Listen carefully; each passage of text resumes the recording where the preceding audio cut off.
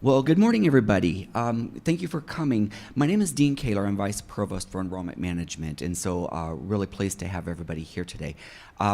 What we're talking about today is VandalStar, and these town halls are designed to give an overview of what VandalStar is like, and from a student's perspective or from a faculty or staff member's perspective, a little bit of an introduction into how this is working and what's going on and what we're rolling out in this next phase. So many of you received an email from me over the last week or so describing kind of our next phase in this rollout. And we've been working on implementation of VandalStar since about a year ago. We purchased it last fall, and we've had a great implementation team that has been working on the implementation part of it and the technical part of it.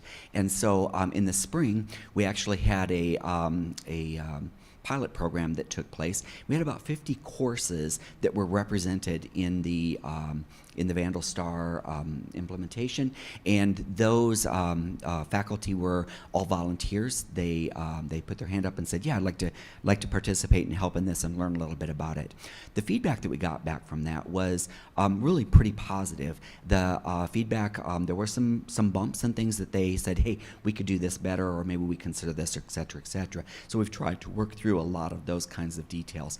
But a lot of the positive was kudos. Hey, these were really good things. You know, this was a lot easier than VandalWeb or whatever. And so we're really quite pleased with kind of the direction that it's been going.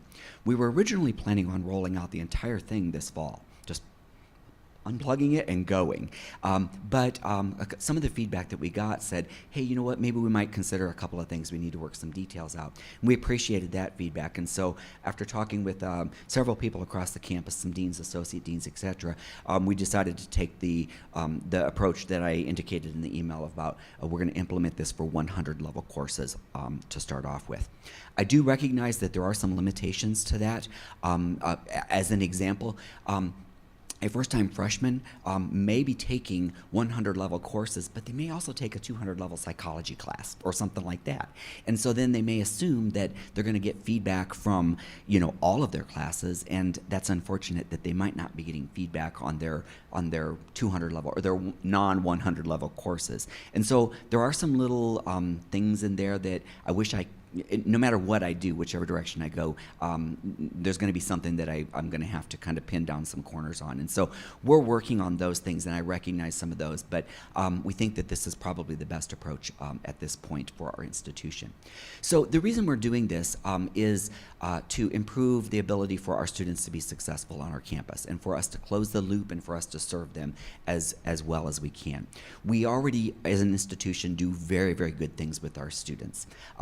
If you will look at the national retention rate from first year to second year, which is a very, very strong indicator that schools use on how they're performing with their students and how they're doing, you'll see that the national average for retention first year to second year is about 72%, 74%. Yesterday I was on a conference call with all of the western states, just coincidentally, and they were all reporting their retention rates, and they varied anywhere from about 70% up to about 77%. We have a retention rate first year to second year of 82%, and so we're doing pretty good. But one of the things that I talk to folks a lot about, and if you've ever heard me talk, is we have 18% of our students who came to school this fall, intended to get a degree, and they didn't make it even to the second year. And as I say, and I say this a lot, that pains my heart that someone might be taking out a student loan for that first year. They were going to enroll in your classes, and they were all, you know, ready to go for it, but then they weren't even able to make it past the first year. And so we want to continually strive to do better. Some faculty have said to me, hey, we already have really great retention rates. You're right, but there's room for improvement. And so that's kind of one of the things that we're doing. The name of the game here for us and for our campus is to serve students better. And when we have a 100% graduation rate, you know, then that'll be great. I don't think we'll ever get there, okay? But you know, we need to strive to be better and better and to help our students with their goal of reaching a degree or whatever learning objective they have.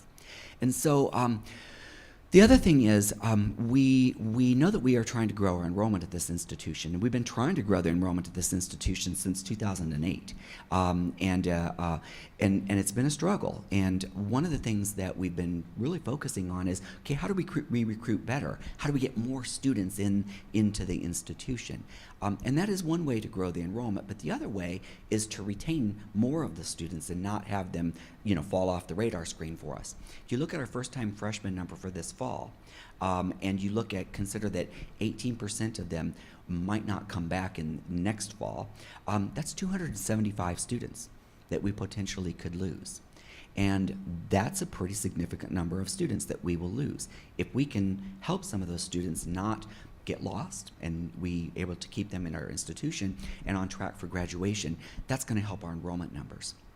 Growing our enrollment numbers helps our budget. Okay, 275 students roughly is just a little over $2 million worth of tuition revenue alone. And so we really can focus on some of these things, and there's opportunity for us to do a little bit better. And so that's really kind of where we're coming from on the VandalStar initiative, is to first of all serve our students better, and then second of all we'll have some other ripple effects that if we can help our students and retain them, that we'll see from this. So we are implementing this next phase, and we are really appreciative of the feedback that we're getting from the faculty and staff and students that have come to these sessions.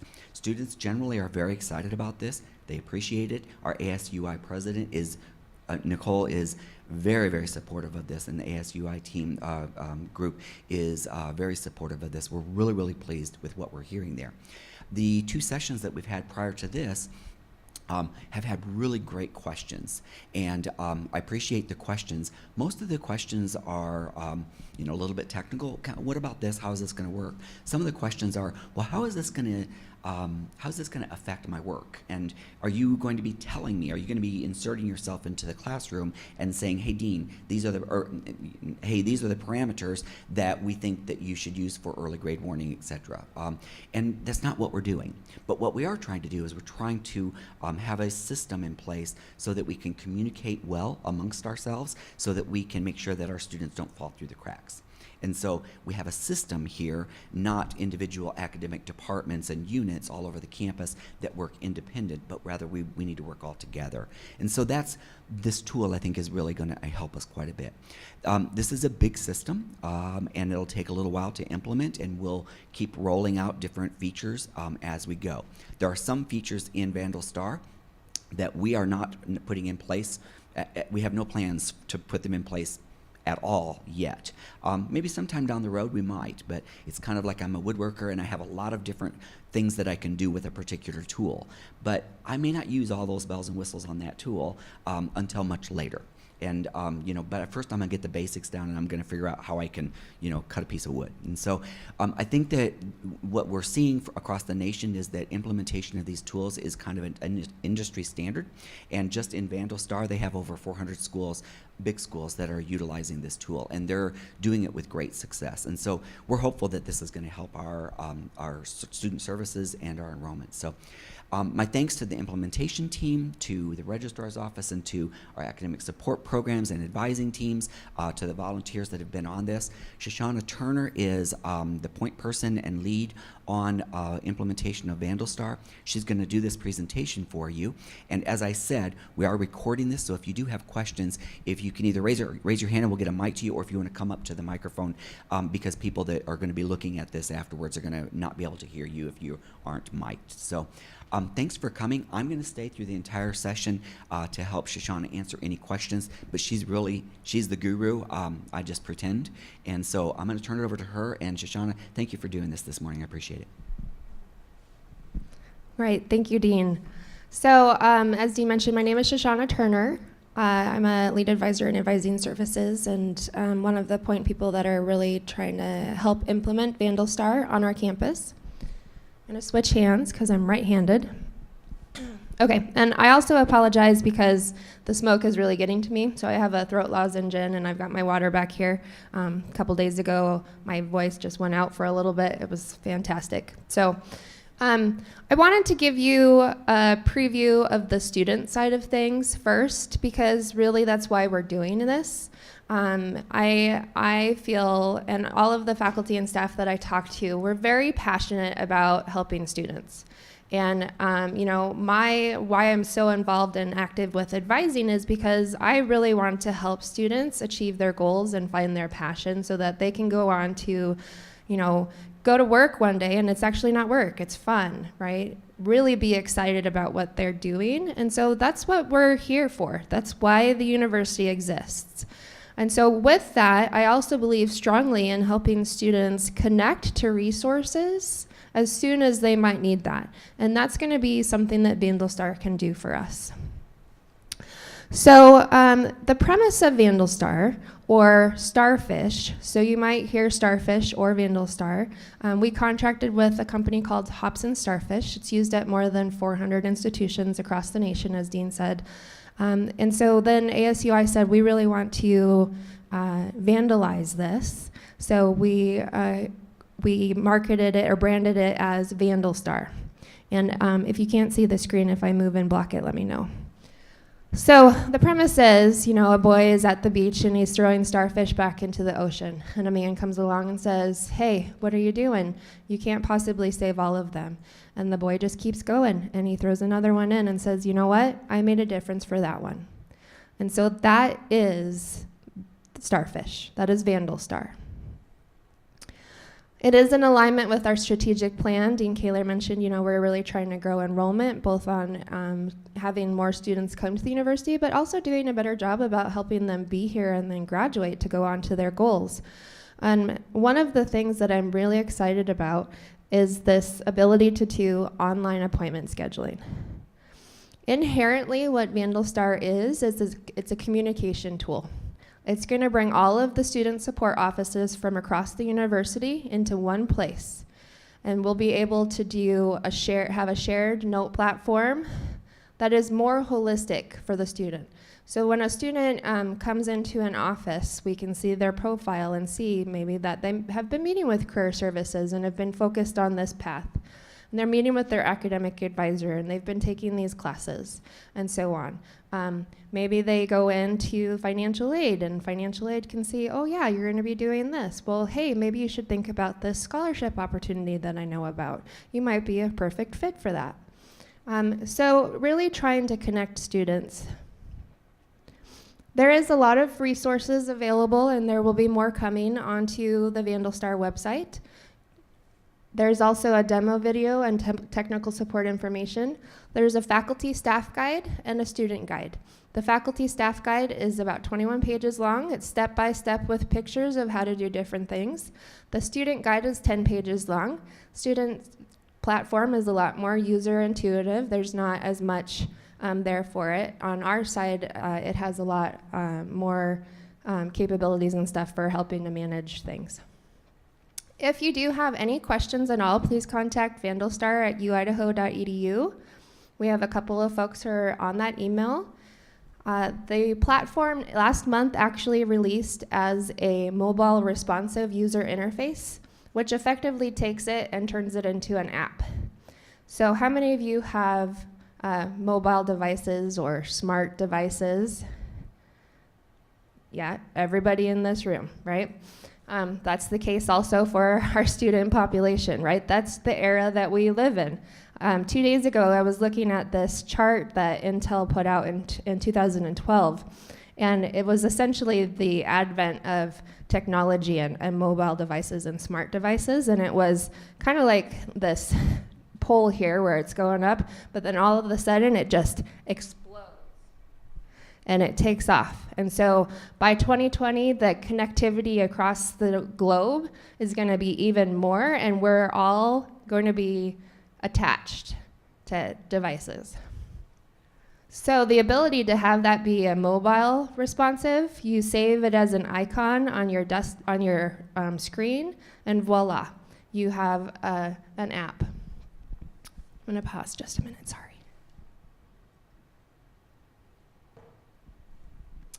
So with that, though, that new user interface is sometimes there might be a little bit of bugs that they're working out. So Anytime that you have questions or encounter something that you think should be different, please send us a screenshot of that so we can see what it is that you're talking about.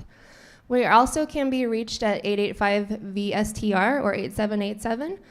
So anytime anybody has questions, please feel free to connect with us. We have a vanity URL, vandalstar.uidaho.edu, just like VandalWeb. So we get the question of, well, how can we get in?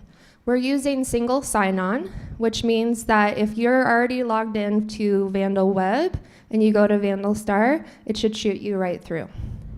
Same thing with BB Learn. Right now there's an ad in BB Learn that says VandalStar. If you click on that, it should shoot you right into VandalStar. So multiple ways to get to it. Eventually we'll have a link also in VandalWeb, but I don't know if you all heard, we're upgrading to Banner 9 here very soon. So that's going to go live October 1st. So we're hanging back on putting the link because there's a lot of other stuff that's going on with the Banner 9 upgrade. So eventually that will be in VandalWeb also. If you go to the VandalStar website, there's a quick link that you can log in. So multiple ways to get in through it.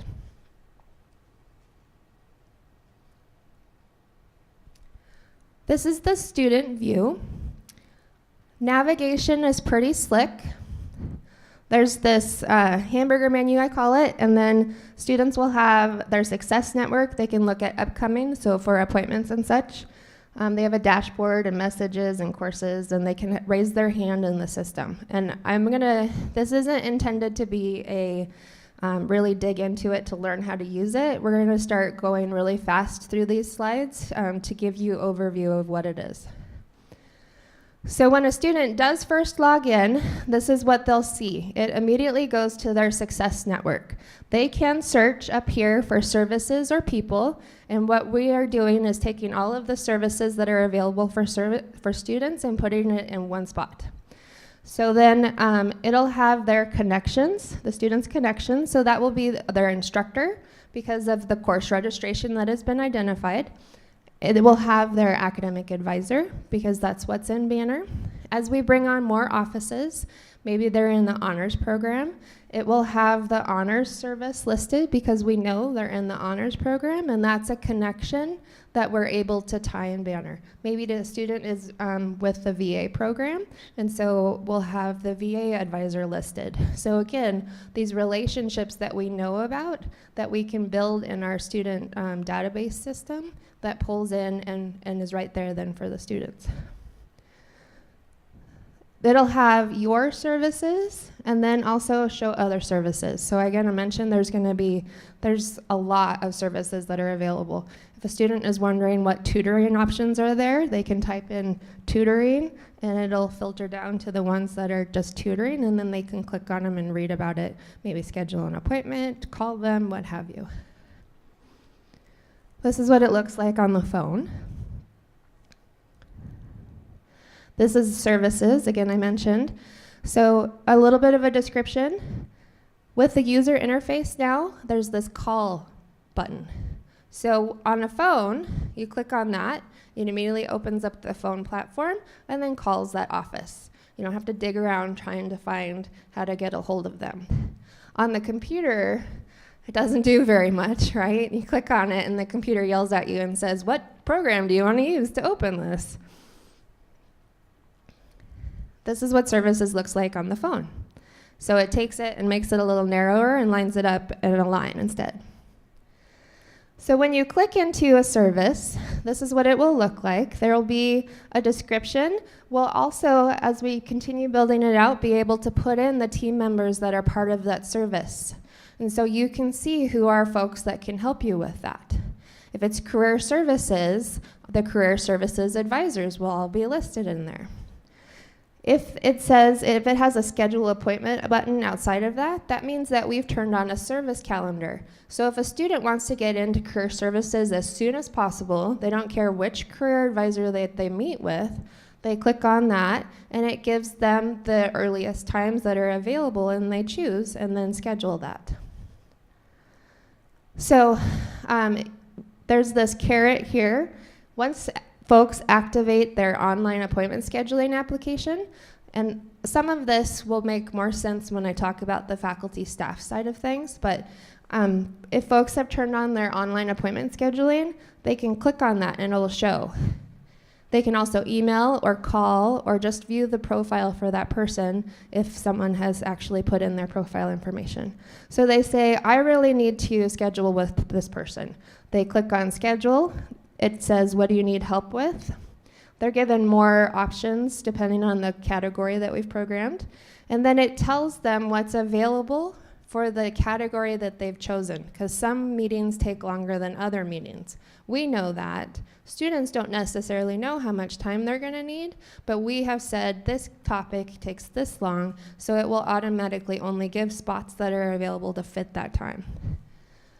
Same calendar navigation that we're pretty much used to. Then we pick the time, we look and make sure it looks okay. They can change the location if they want to do a phone appointment instead. Enter in reasons and then hit confirm. Maybe it's about a course. It will automatically pull in all of the courses that student is registered for, and then they can select the course they want to talk about. And then it's confirmed. The student gets an email message that goes immediately.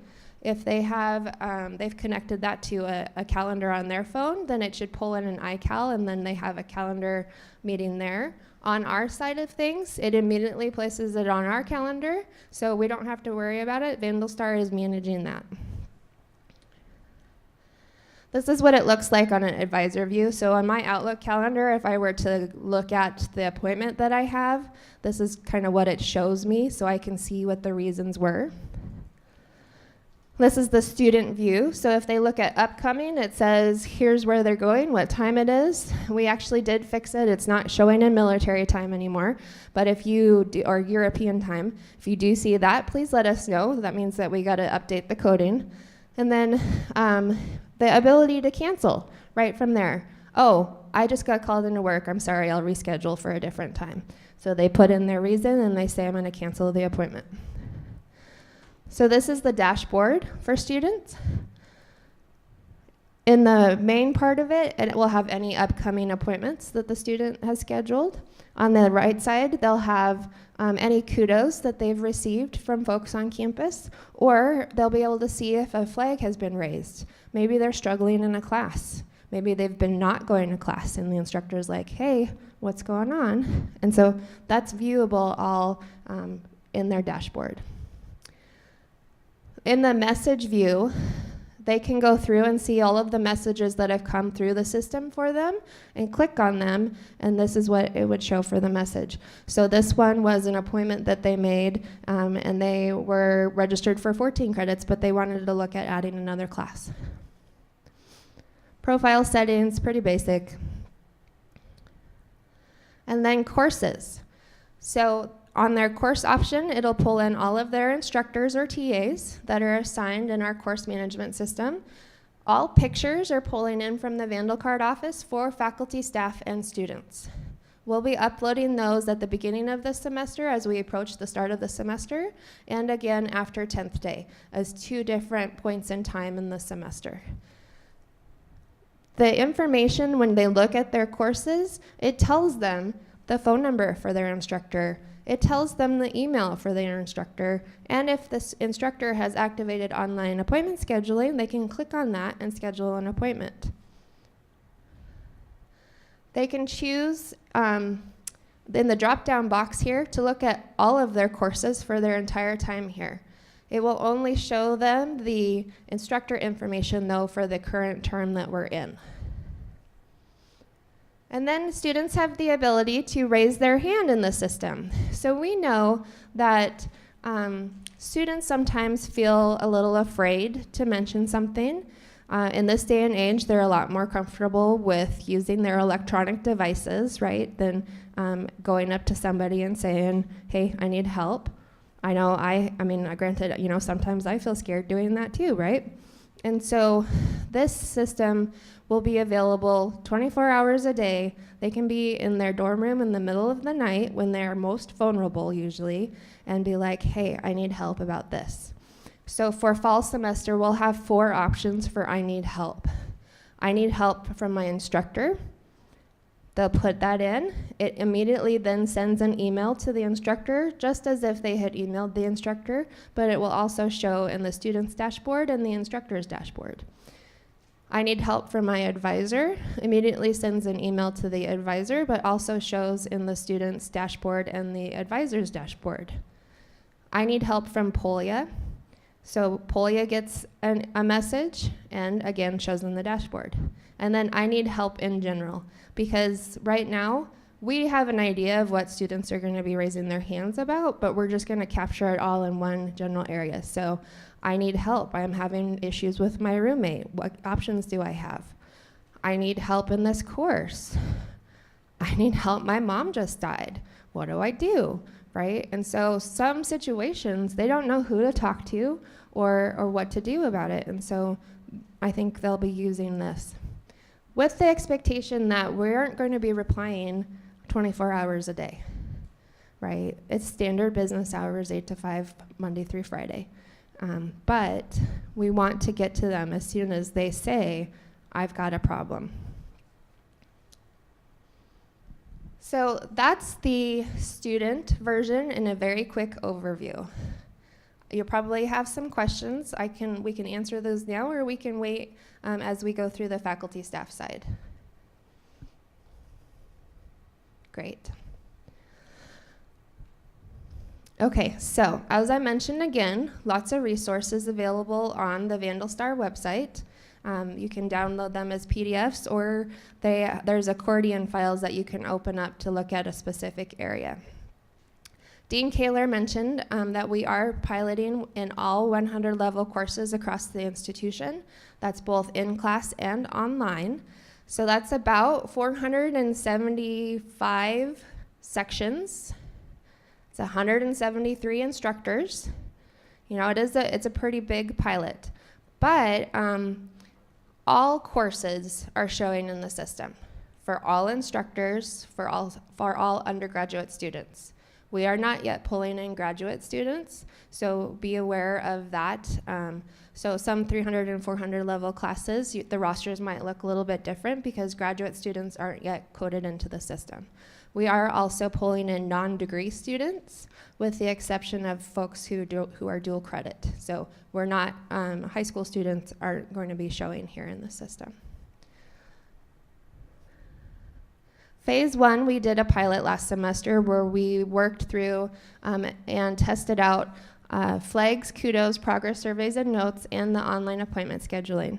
We did learn some lessons from that. We also operated a pilot here this summer with Polia to have really identify how we're going to use the system with that. And then now we're in phase 2 where we're at university-wide adoption. So this year for 2018-2019, we'll be going full force and onboarding a lot more offices. We have coming up this semester career services, honors, pre-health advising, veterans, SSS trio, housing, distinguished scholarship program. Did I say veterans? Anyway, a lot more of those student support offices will be flowing into the system by the end of the semester for the full utilization, well, full-ish utilization in spring. We're looking at more of a 3-year timeline for all of the bells and whistles. As Dean Kaler said, there's some things that we're holding off of because we want to establish the groundwork first before we add some more pieces into it. So VandalStar, or Starfish, is very much a roles and relationship-based system. We have taken a very intentional and critical look at the roles on our campus and what kind of relationship is there with the student. Some of them are pretty natural and inherent and is easy to identify. So students, it's all undergraduate students and non-degree seeking students, right? They have those functionalities that I showed you.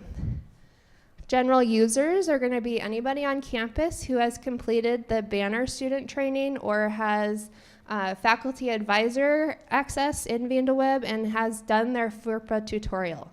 So that FERPA tutorial is very important, and we are checking that. If you don't complete that every year, then you aren't going to, you will be prevented from actually logging in and accessing VandalStar. We want users to have a general user role because we know that we're not just serving the students in our class or our advisees. We help all students. So if a student walks into your office and wants to talk about a particular program or an internship or something, you need to be able to help them. So it's the same level that you would have in degree audit or transcript in the faculty advisor tab. If you have that ability, then you have general user access. So you should be able to pull up the student, look at their profile, general information, see their courses, see a grade history, and then enter a note about the conversation that you had with that student. Instructors and faculty advisors and professional advisors. There's this concept that's called a one-to-one relationship. Instructors have a relationship with the students that are in their classes. We know who's in their classes based on course enrollment, and so we call that a one-to-one relationship. You have a relationship with each of the students in your class. Advisors also have a one-to-one relationship based on the advising roster that is in VandalWeb or updated in Banner. Both are basically the same thing. So again, that's a one-to-one relationship with your advisees as determined by what is pulling in from Banner. It's important to make sure that the advising roster is actually correct, that your advisees are assigned to you and not to somebody else. Instructors and advisors are going to be able to raise and clear flags. They're going to be able to utilize online appointment scheduling, submit student notes, and then instructors will be able to do what's called a progress survey. So here in a little bit, I'll tell you about what that means, but essentially we're going to be using VandalStar for our early warning grade system that we've done in the past. And then advising leadership is going to be more of a all students relationship, where that's going to be the directors of student services in a college or someone who's been designated as the retention officer in their area to really kind of monitor what's going on in VandalStar. When I mentioned flags earlier, we established the roles, and then we establish what interventions we might want to be able to have in place to work with students. So if a student says, I need help, where does that go? How do we know who to get it to? And so the identifying roles, and you might have more than one role in the system, is super critical because then that's going to be how we program the workflow in the system for those flags. So as an example, an instructor could say, hey, Johnny hasn't been coming to class all week. I'm really worried what's going on. It's a call to action to the student. Johnny, please connect with me as soon as possible. Is there something that I can do to help you? He raises an alert in the system, and Johnny gets a message in his email and an alert in his dashboard. It's a call to action to Johnny to connect back to the instructor. The advisor in this example also gets an alert and says, hey, watch out, Johnny's having problems with something. He hasn't been coming to class all week.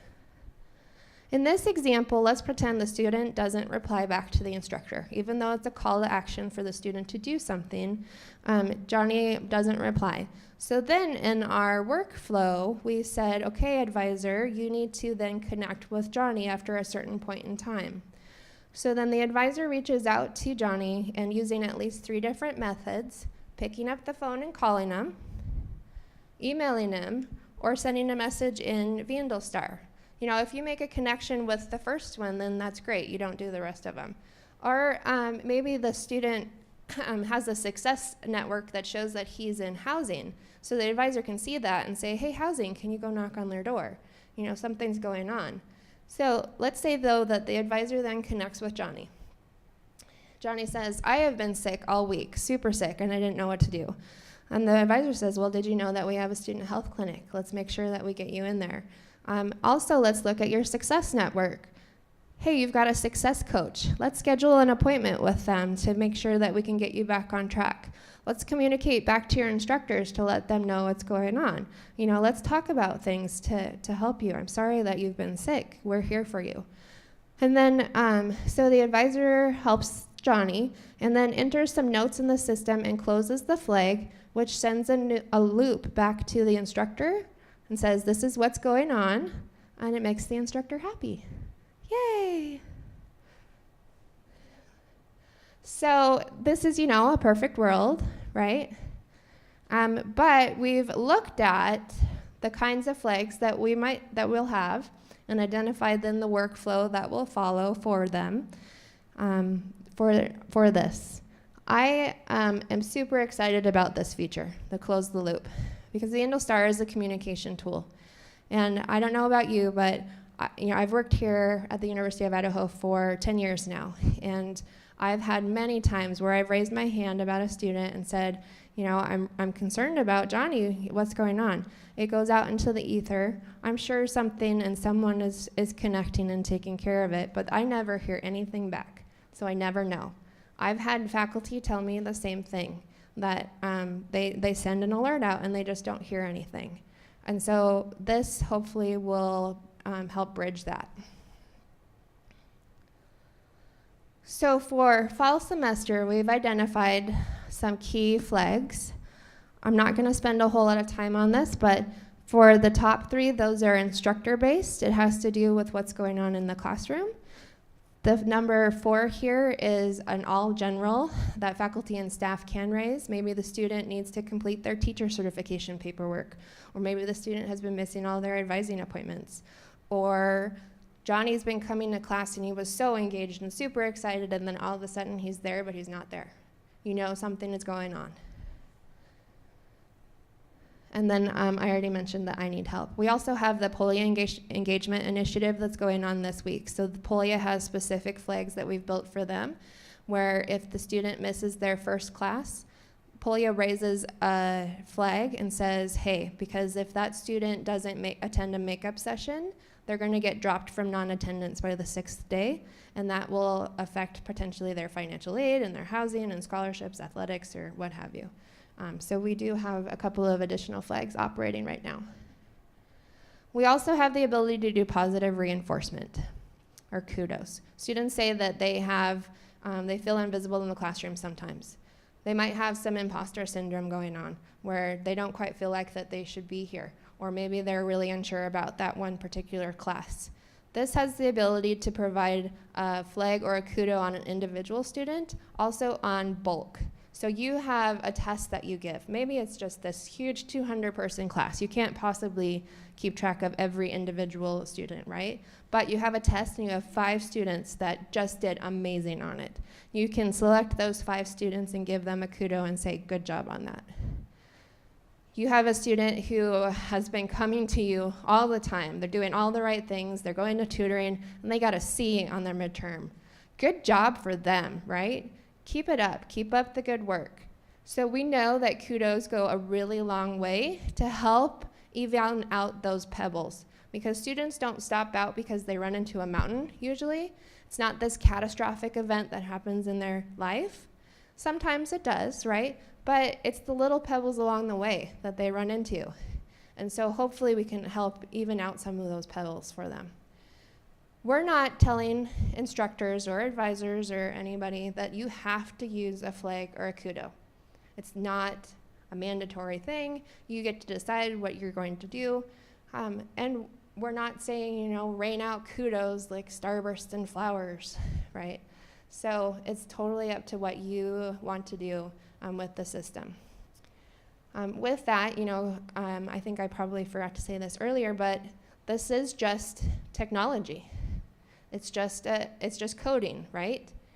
It's up to us to make that difference. And so this isn't going to do it in and of itself. It's how we use it that is going to make that difference. Yeah. POLIA is our mathematic delivery system for algebra and pre-calculus.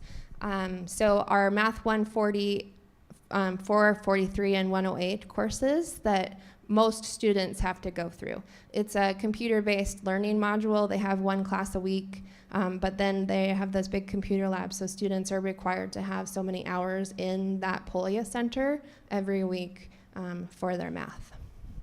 Great question, thanks. So it's a really critical course, and if students don't do well, then that impacts their progression in it and their future. So our side of things, we have a test tenant and a live tenant. Please feel free to play to your heart's content in the test tenant. You can do whatever you want in it. Please do not play in the live version. We do not want you to raise a flag on 12,000 students that panics the entire campus, right? So just keep in mind that you are in the right version when you're doing things. So when you first log in, this is what it's going to show you. This is called the Office Hours Setup Wizard, and you have the ability to close it and then never see it again, which is totally fine because you can get to this from multiple other areas. All of these slides that I'm showing you are on the website that you can download and look at, so you can have some pictures. Some of them might be a little more blurrier up here on a bigger screen. This is what your homepage looks like. You might not have all of the folders that open. It depends on the role that you've had assigned to you and the relationships that you have. You can search for students on all of the pages. So you don't have to use the navigation menu to work around. You can just go directly to search for student and type in the name, and there you have it. Be aware that this is the test tenant, so it does tell you. And then you can do a lot of things from the top of the menu on every single page. Our navigation, same thing like for students. There's the hamburger menu or navigation bar. It opens it up so you can go to different items. You can go directly to your appointment screen. You can go directly to your student files, etc. Institutional profile, we do ask that you verify that your contact information is correct. Excuse me, this is really important because some employees were students at one point, so have a student email address. Some employees are now also students at the same time and have a student email address. TAs have both the TA student email and their TAU Idaho sponsored email account, right? We are still running it into where the wrong email is pulling in, so we want to make sure that that is correct. Make sure your time zone is correct, please, because that is how appointment scheduling is going to work. I have students that show up a couple hours off because their device isn't set to the right time zone. So it is important to make sure that you have the right time zone. We ask folks to put in a general overview and a biography about themselves. You don't have to say your life history, or it is what you want to put in there. You have the ability to say how your appointments are going to be set. So you can say the minimum length. You can say, I don't want students scheduling the same day. I want it to cut off at 5 p.m. the day before. You can manage all of that within the VandalStar profile system. You say which offices you have. You might have a phone and 2 different physical offices. You don't know. You can also assign calendar managers, just like as if you would for Outlook. You can say what notifications you receive from the system. You can get an email reminder for every single appointment that you have scheduled if you want to.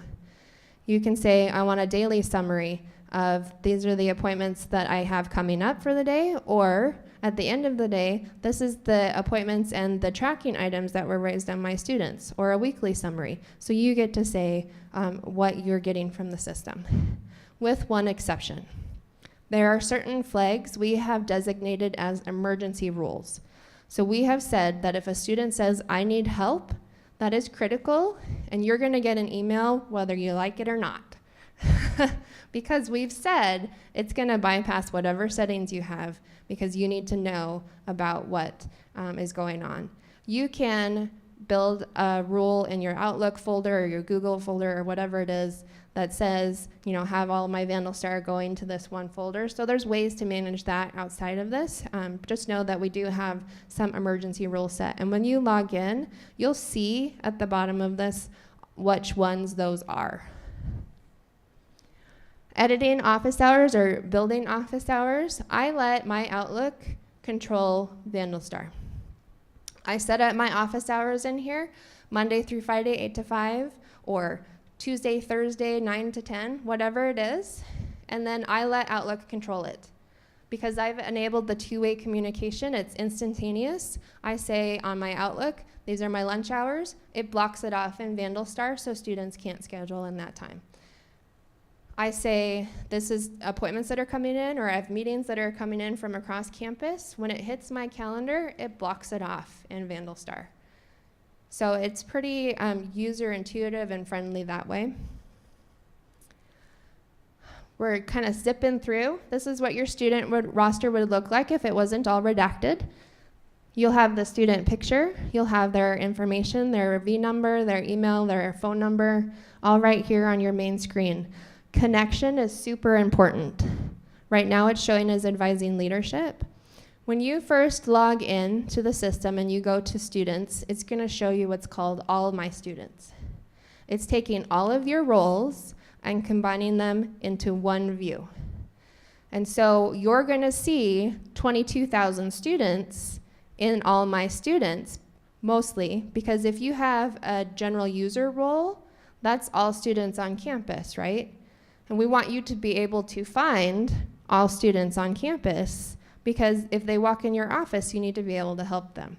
So when you first log in, you drop down for the connection, and you move it to ones that you're going to operate on more of a day-to-day basis. You'll have an instructor role if you're an instructor. It will also split it out into each class. So if you go to instructor, it pulls all of your classes into one, or if you go to the specific class, it just gives you that class roster. If you're an advisor, it will go to your advisor roster. So you drop down and you select advisor. It also has the ability to do what's really cool things with filters, and I'll show you a slide with that. You can do bulk actions, flag, kudos, message, note on students. I mentioned earlier you can do a kudo. Maybe it's advising season and you want to contact all of your advisees. You go to your advisor role, you select all, you send them a message. Hey, it's time to schedule an appointment with me. Check into VandalStar and schedule online for your advising appointment. The tracking tab is going to show you the students you have a relationship with that have flags activated on them. For instructors, that's only going to be the students in your class that have a flag about that class, because you only need to know about what's going on in that class. But your advisees, if you flip to your advisor role, you're going to see all of the flags, because we have said, as an advisor, it's your responsibility to work with your students to help them through, right? This has what's called sticky filters. So you flip to your connection, and it will always be there when you log in, unless you change it. The same with the filtering part. You can filter for certain tracking items. You can filter down to a CRN, or a group of courses to load in. You can filter down to a major or department or a college if you want to do different things and contact different populations. Like one of my advisors has 6 different departments, 28 majors that she's advising. And so she just wants to contact a subset of that population. She can filter down to it to then do that with them.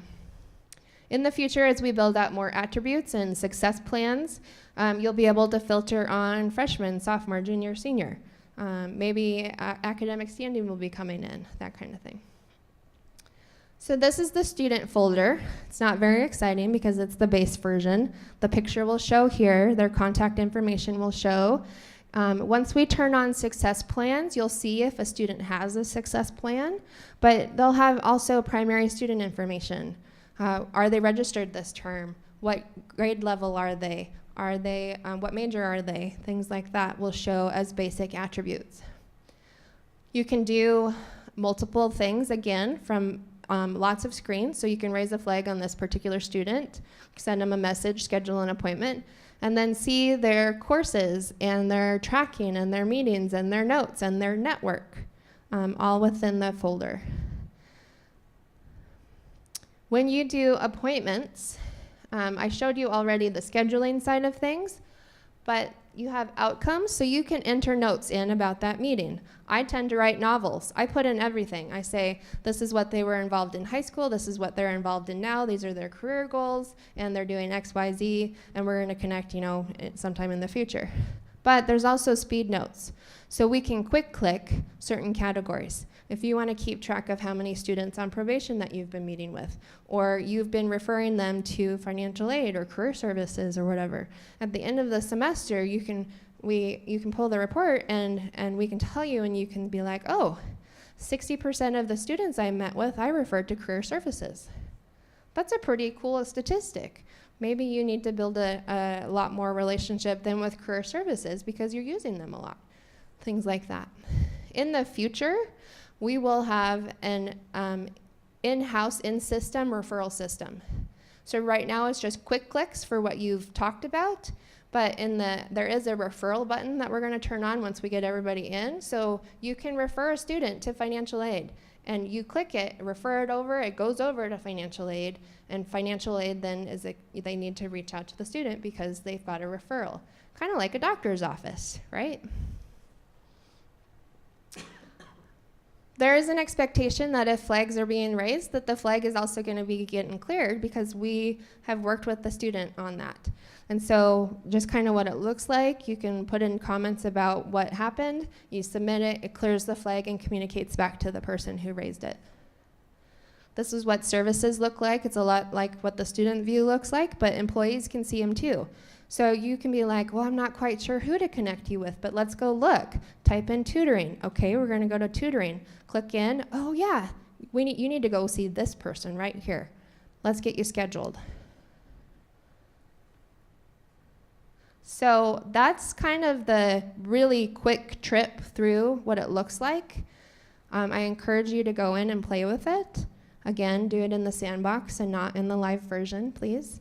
But also be aware, like if you spend a lot of time setting up your profile and stuff, that you're doing it in the live version, so you don't have to repeat it. Any questions? Yes. I don't want to stick these. All right. I'm a math professor, but I've also been an advisor, and I think this is a great tool, and want to congratulate you for this. I'm wondering, I think we should also rely on students assuming responsibility. So for example, and I encounter this every semester when I'm advising students. I make, during the advising week, I post available times on my office doors, and out of, let's say, average 30 students, maybe half write their names and come to meet with me. And the advising week is gone. I have to go back to my research and my teaching.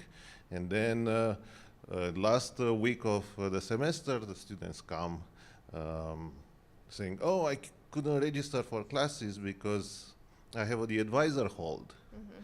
So if I raise a flag for a student who didn't come to advising meeting, who gets to see that flag?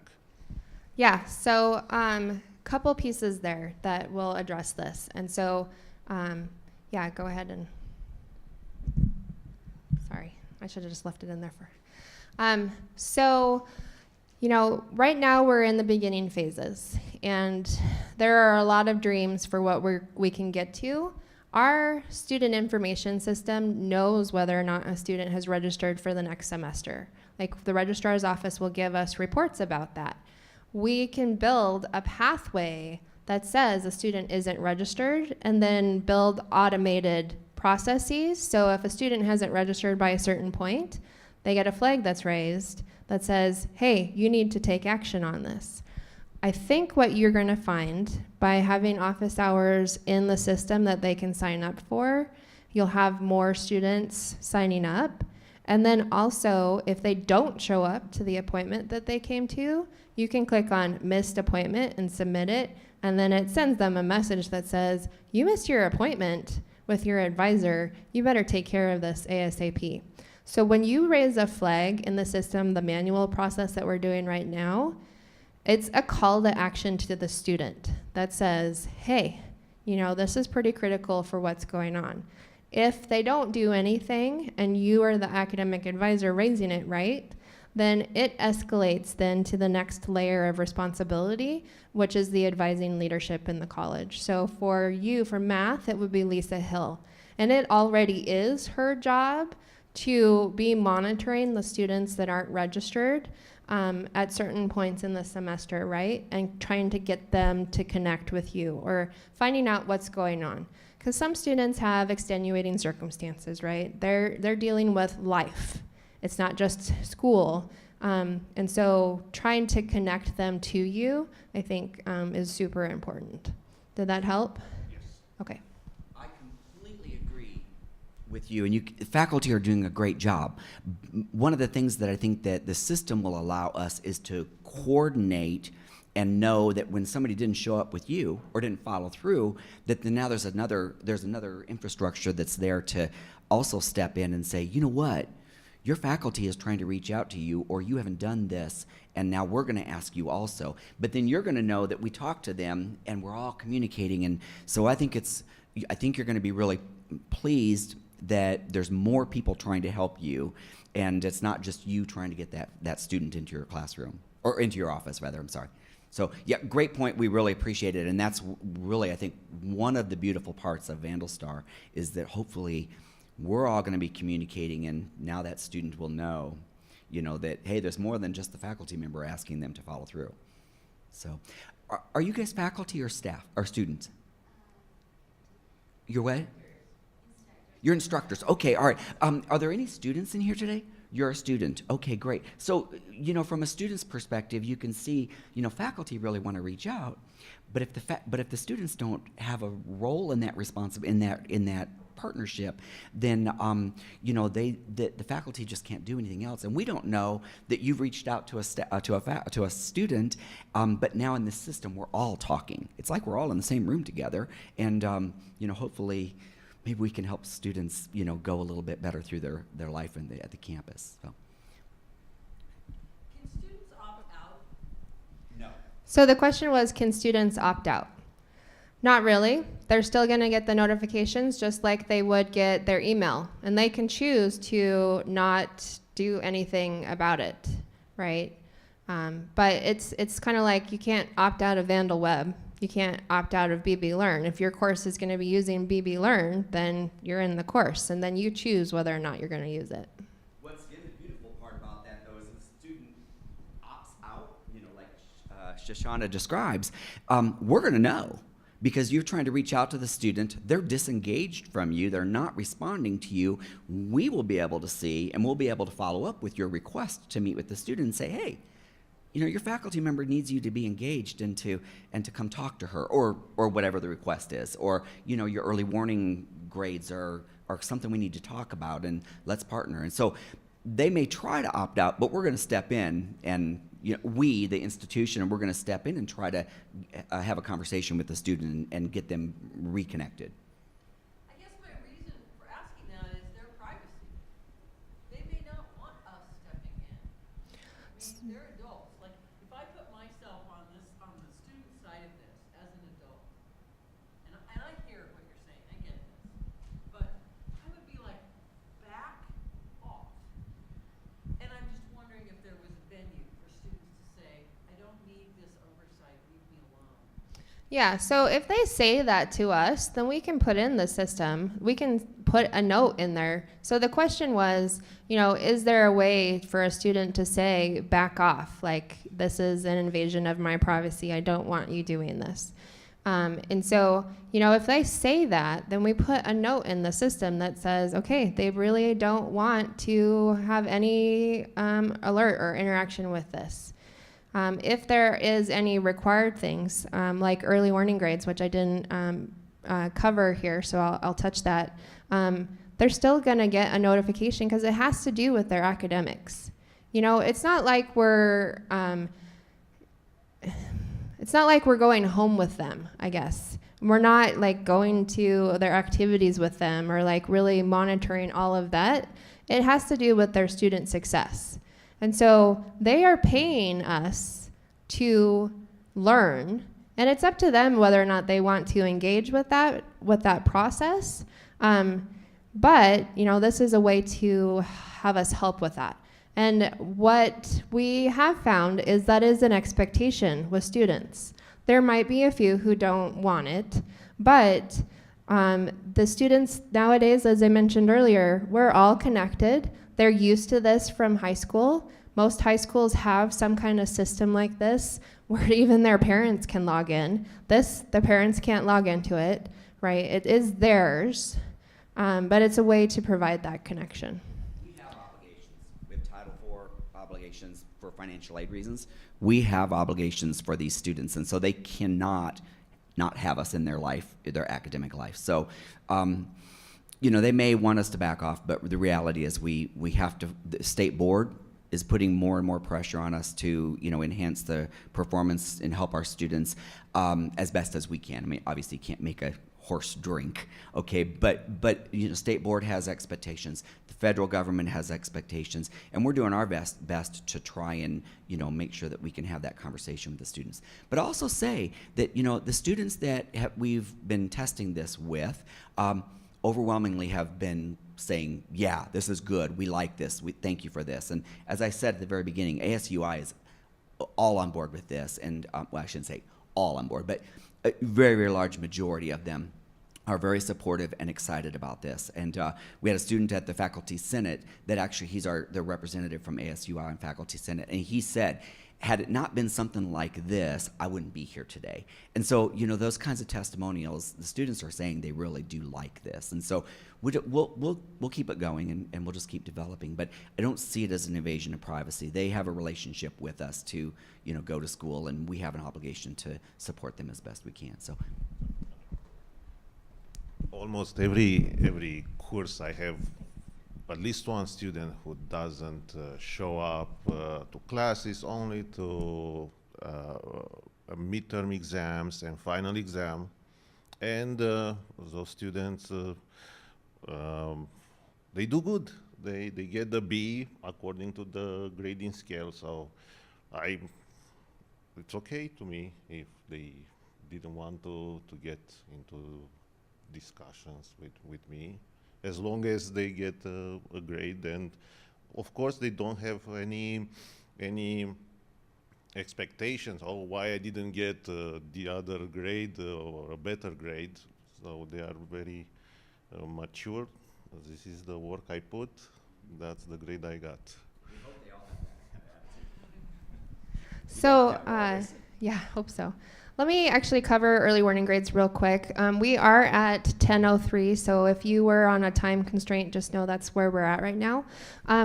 So in the past, for many, many years, we have established an early warning grade policy where in weeks 4 and 5, we ask the instructors to turn in either DEF or poor attendance on students. That's always been turned in VandalWeb.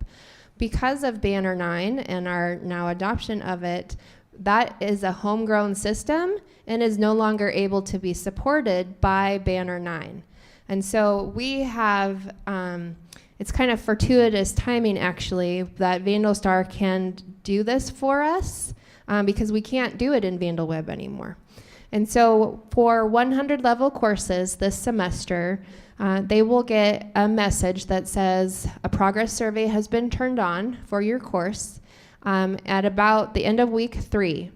That progress survey will be due September 18th, following the standard time that we have established every semester.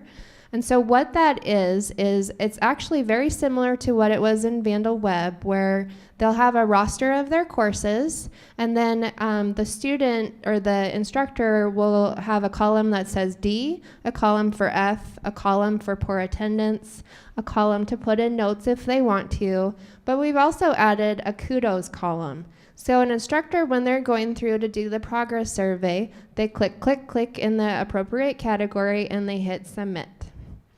In the past, when we had it entered into VandalWeb, we had to wait until the grades were due before the registrar's office was able to give us an Excel report.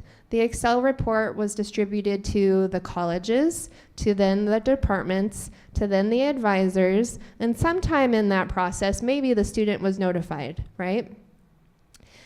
So it could have been the student knew about it right when it was turned in, or they found out about it 2 weeks later, or maybe never at all, right? So the point of early warning grades is to help get in with the student as soon as possible so we can turn the ship around. Because we know that by midterm grades, it's usually too late. There's not a whole lot you can do to bring up one F or multiple Fs. So that's a very different conversation, right? So with the progress survey now, we have built a workflow that will execute as soon as the progress survey is submitted. All of those flags go out for the students. It contacts the student. It contacts the academic advisor and say, hey, this is going on. So we can have those conversations as they're happening. And then ultimately the faculty is aware that we did contact the student, or someone contacted the student. If it wasn't the faculty member, somebody else did, and oh, okay, Dean got reached, and hopefully we'll see an improvement, or Dean made an appointment to come see you, or whatever. And so, it's closing the loop and sharing information with everybody. So, yeah. So some of the questions that we've had in the past, Dean mentioned earlier, if you don't raise a flag on your students, that's totally up to you. Or you are raising a flag, you say that student has an F at early warning, and this other instructor says, nope, they're doing fine. You have different grading standards. We're not telling you what the grading standards are for your class. That's up to you. You get to decide that. Similarly, BB Learn isn't going away. That's course delivery for a lot of instructors on campus. That's the content of the course. This is not the content of the course. VandalWeb, it isn't going away right now. Degree Audit is the official course checklist. The ladies, the banner or the user group is over on the other side. Sorry. Thanks for coming. EPAF or whatever. Yeah, thanks for coming. Where was I? Oh, Degree Audit is the official course checklist, right? That is what a student needs to go through to complete. Transcript is their official academic record. VandalStar will show their courses and their grades, but that's pulling from Banner, from VandalWeb, right? So midterms will still be turned in VandalWeb. Final grades will still be turned in VandalWeb. But what we're doing and what we're asking for is a little forgiveness over the next couple semesters while we figure out where the need is and what systems are going to be doing what. Because there is some features in VandalWeb that maybe we can do in VandalStar, right? Or maybe we're going to leave things in VandalWeb. BB Learn, I don't think, is going away anytime soon. There has been conversations, and we're going to start those, about how to connect BB Learn and VandalStar. So maybe you don't have duplicative entry. You're entering grades in BB Learn. If we can figure out a way to bridge that, so then that just pulls into VandalStar and creates automated flags. A student is doing poorly in the class. Bam, a flag goes up in VandalStar. Maybe things like that. But we're not there yet, right? It's just conversations about how that could work and what it would look like. Okay. So is the plan then to implement this with 100 level classes and then move on to like 200 level classes as well, or are we just sticking with freshmen? Right now, we're going to stick with 100 level. Okay, and actually I was just in communication with Provost last night about that kind of question and next steps and rollout and so forth. And so my best answer that I can give to you right now is we're still planning that. We're still looking at it. We had originally intended to roll it all out right now, for the fall semester. But things are the way they are, on the campus. And we just decided that at this point, this was the best call that we could make. Like I said, there are There are faults in the logic for even this approach, but right now this is the best fit. In the spring semester, I'll have a better feel for what we will roll out next and what will go on. So I would love to have the whole thing up and running as quickly as possible. Students are really excited about it. A lot of faculty, after they see it, they are excited about it. They think they see the value in it, but we've got to bring it along. It's a big system. She's working hard to implement it along with the team, and the campus has to learn about it. So just going to have to give you a stay tuned on that answer. Yeah. So I do actually want to follow up on that, though. If instructors for 200 to 400 level want to use it with their courses, they are more than welcome to. It is built for it. They're going to show for all of those courses. We also will have a progress survey turned on for those ones, but it won't have that automated reminder that's going to keep nagging you about it. Whereas the 100 level courses, once you complete the survey, you're not going to get a reminder. But if you still haven't completed it at certain points, you're going to be like, hey, don't, remember me? I'm right over here.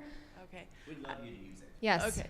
I was just wondering if the students are going to become dependent on it in some way and then not have it in their upper level division. Yeah, so we are monitoring that. And so we're not going to let any of that fall through the cracks. The advising leadership, academic leadership, we're going to keep tabs on, if students are raising their hands and they're not getting any reply because, it went to a faculty advisor who doesn't know what's going on with it, we're still going to be making sure that that is happening. And that's one of the downsides of the decision that I made, on this. I mean, I conferred with a whole bunch of people and some, like I said, but we knew that there were limitations of doing 100 level, and you've just talked about another one. So we're trying to do the best we can on that. So. But for spring semester, bam, here we go. So we're going to spend fall semester really having that outreach and connecting with as many folks and getting them in as possible. And earlier I mentioned a lot of student support offices are going to be onboarding over this next semester and into fall and next summer too, because we're trying to go as fast as we can. But when you're working with people and technology, sometimes that dictates the process. One more question. These are good questions. This is a weird question, but where does the name pull up for the student? Because we're in the theater department, so nobody goes by the name that they actually have. For example, we have several students that are transitioning from male to female or female to male, and their name that comes up on VandalWeb will be like the one they use, and then the one that comes up on the BB Learn is their legal name, and then, or for example, I was a student here in 1994, and when I took a class across campus, my maiden name came up, so I was just wondering what name comes up in this system. Right. So there is what's called an official name in Banner. That is what they have registered with us. So as a name change happens, at whatever point they are ready for that, they come in with their documentation and supply that to the registrar's office that says, hey, I've had my name changed. That then should be updated in all of the systems. So because it is updated in Banner first, Banner is what feeds BB Learn and VandalStar. What you're going to see in Degree Audit and in VandalStar is it updates overnight and then is reflected the next day. So same thing with courses or advisee rosters or whatever. It's not immediate. It needs that upload time. So if there is a situation like you described where it's showing up one way in one and a different way in another, the registrar's office needs to know about that because that should not be happening. Similarly, we might have William who goes by Bill, right? Or something like that. It's whatever the official name is that they have on record. And so if they have a nickname, I have a lot of students who use nicknames. I just kind of have to get used to it. It's just going to show their official name, but I can put in the notes that I record that, hey, they go by Johnny or, whatever. So then people can see that, and then as they're reading, the student comes in, they go, oh, hey, Johnny, nice to meet you, right, instead of Mike or what have you. So do they legally change their name and then change it with a thing? Yes. Okay. I was gonna just mention, so I go to several professional conferences like PACRO and the ACRO community, and there's a lot of universities that are talking about processes like legal name versus preferred name is something that we are exploring in near future. I know that Committee on Campus has been created to talk about this initiative. I'm not sure of the progress, but we are moving towards that way. Yeah, and then there will be certain places like official transcripts or tax documentation where the legal name will be stated, but then there will be places like class rosters or maybe VandalWeb where the preferred name would rather be listed. But all those names reside in our student information system banner, and we have to follow the legal kind of requirements there. And so, yeah, if they're changing their name legally, then we need to have that document to show that they've changed their name, and then we'll update the student information system. Preferred names and all that other stuff is won't ever be on official documents, generally, I think. Yeah. So I wanted to show you, we were talking about flags and like what if students are raising their hand or, an instructor raises a flag, and where does that go? On the resource website in the faculty staff side, over here on the quick links is a proposed flag workflow. They're actual workflow diagrams for each of the flags. So you can see, and when I pull it up over here in the ballroom, sometimes it takes a minute, but hey, maybe it'll come. So you can see the workflow for these. Each of the flag items and what will happen. In danger of failing, let's just use that as an example. The instructor raises the flag. The student is notified because it's a call to action. You're in danger of failing this course. It's pretty critical. Let's say the student does connect with the instructor, then the instructor can clear the flag and say what happens. But maybe the student doesn't.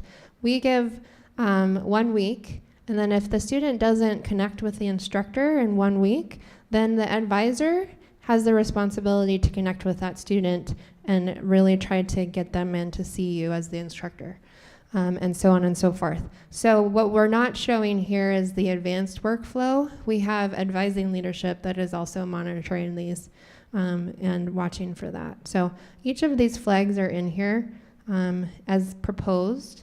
And every semester, we're going to probably have some modifications or iterations based on what happens. For a student who says, I need help, there's a 2-day expectation. That's not that the issue is resolved in 2 days. It's that whoever the flag went to, that person, the instructor or the advisor, has replied back and said, here's your answer, or come meet with me, or I'm going to connect you to somebody else for that. And so, really trying to keep that communication flowing.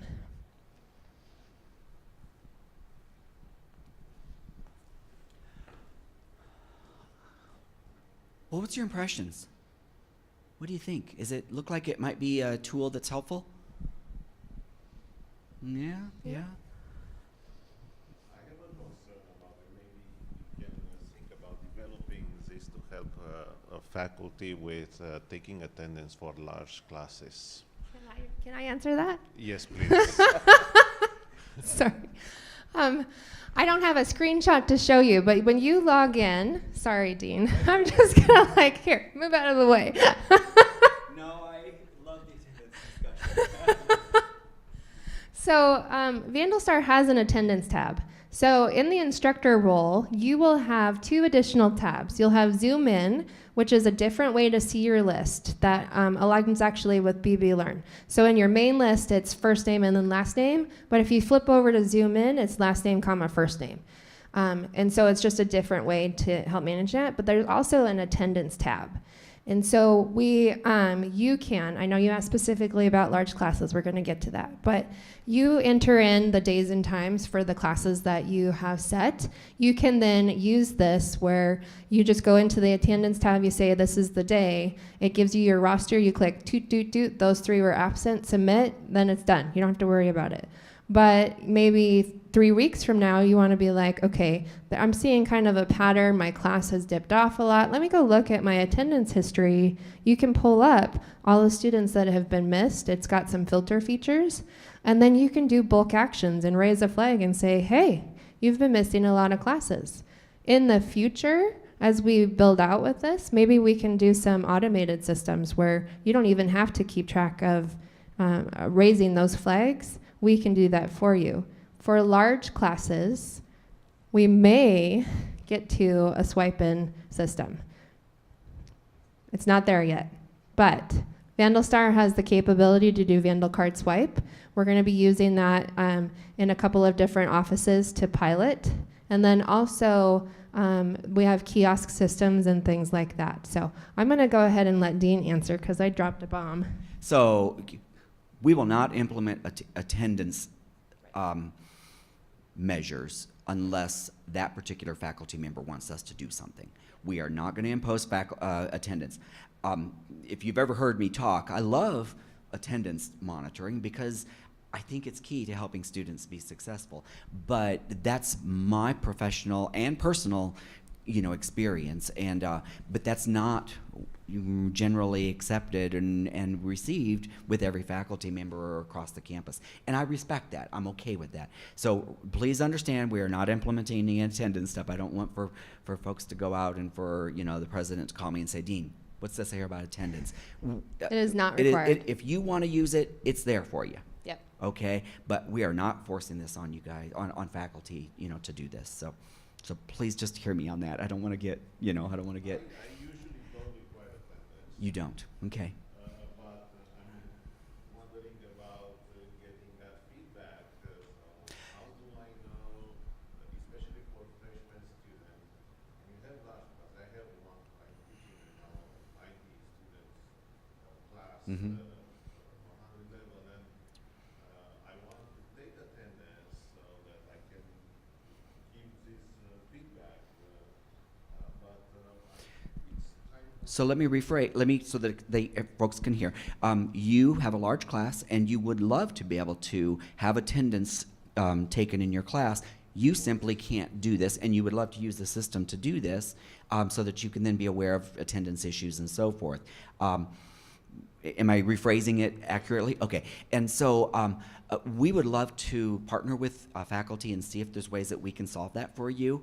And so, drop me a note. I'll give you my card. And maybe there's some opportunity for us to explore possibilities. There's all sorts of different ways, but it's going to be a voluntary thing, okay? And so we'd be happy to chat with you a bit about that. The functionality is here, and that's the big thing, and we're not going to require it, okay? And so you're in math, actually, and so I've been talking with Mark Nielsen about what that could look like, because last spring, POLIA for 143 and 108 and 144 instituted required attendance. If the student misses 3 classes, it's an automatic F for the course.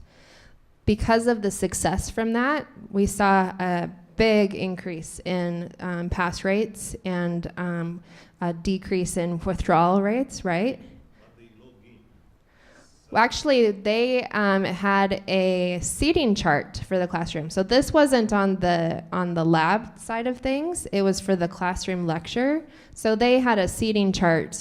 And a person that was walking around to make sure that so they were recording it that way. But because of the success from that, they're requiring attendance now in the calculus courses for fall semester. So Math 170 and 175. And on September 4th, I'm coming to talk to the math department about how VandalStar could help with that and how we can work through some of that stuff. So it's coming. I taught Calc 1, and I had 2 sessions each. One had 200, 100 something students, and so it was impossible. Yeah, it is really hard. So they're trying to figure out how to do it. So they might use attendance sheets. There's actually a new app too that I've forwarded on to Mark that we might look at. It's more of a proximity based. You download it, and then if the students are in the class, then they just check in. And anyway, so there's lots of different ways to really kind of think about how you're doing it, and then how we can get it in. so that you can see what's going on. Yeah. Any other questions? Thank you for coming. Yeah, thank you. We have business cards if you want them. And you all get a kudo. I'm going to hand it out to you. On your VandalStar, huh? Here's my card, just in case. Thanks for coming, guys. I've got to hustle because I got another meeting, so I apologize that I have to scoot out. Many of you know me, so you know me.